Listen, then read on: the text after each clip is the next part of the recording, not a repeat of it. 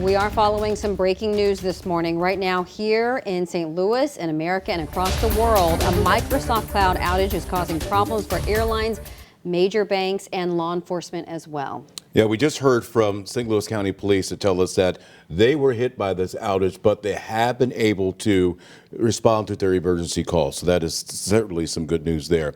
We do have some team coverage for you this morning on this outage. Right now, we want to go into our newsroom with our Sydney Stallworth with more on how this mass cyber outage is causing problems for our other local agencies. Sydney? Oh, Rennie, Michelle, I've been tracking this very closely. Actually, since I spoke with you the last half hour, we have some new updates for you. Within the last half hour, the Microsoft 365 status update page, which I've been watching very closely on X, just posted a possible fix for some users. They're advising you that you restore your Windows 365 system to the version before this update that came out that's causing all the issues that we're seeing. We actually have already got this uploaded online on ksdk.com, so you can have more information on how you can do that. Now let's backtrack if you're just joining us this morning to talk about what is happening. The cybersecurity firm CrowdStrike says that it suffered a major outage. This is impacting businesses and corporations around the world, and it's all stemming from that update that I just mentioned, and it seems to be affecting companies that use Microsoft host systems as well. Now we're getting updates minute by minute. All morning I've been speaking with our local law enforcement because we want to make sure that they're not impacted. You know, Rennie just mentioned St. Louis County just gave us an update that they're still able to conduct calls. I've also talked with Wentzville Police overnight. They had a computer system outage issue overnight, but they're still taking 911. Now 911 services seem to be the main issue nationwide. It's happening sporadically, but it's not seeming to affect us here in the bi-state as much. We've also heard from Clinton County Sheriff's Department this morning, Illinois State Police, like I mentioned, St. Louis County, dealing with computer issues, but still able to answer those 911 calls. Let's also get to what we're seeing about how this is impacting our banks. Our crews have been out on the streets of St. Louis and beyond all morning long tracking this issue. We have seen some ATM machines down. We spotted out of service messages posted on ATMs at Commerce Bank on Washington Avenue and Bank of America over on St. Louis Avenue. Now, the Bank of America ATMs do recommend that you go to other locations, but like I mentioned, this is a widespread issue, so I'm not sure if that will help. We're also hearing reports of outages at some U.S. bank ATMs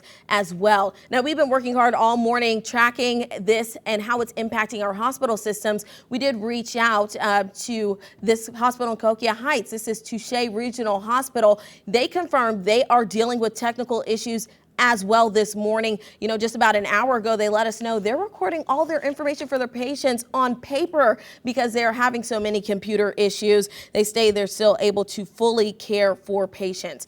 Now, as we've been tracking this, I've been looking online, keeping updated with the Associated Press that also says that ADT security systems facing some issues, Visa, Amazon, other companies also dealing with any problems there. So if you have that ADT security for your home or your business, you might want to double check on that. We'll continue to track this. I'll bring you the latest updates in about 20 minutes, but that's what we know from the newsroom so far. Guys. All right. Thanks so much, Sydney. A lot of information coming in overnight. Also, we want to mention that if you are taking a flight out or waiting to pick somebody up, service has been disrupted. Now, it is hard to get information from the airports or the airlines themselves, but we have been following this as well. Our Diamond Palmer went out to Lambert Airport to check on how things are there. And Diamond, you join us now live, come back from the airport. How hectic were things inside the terminal?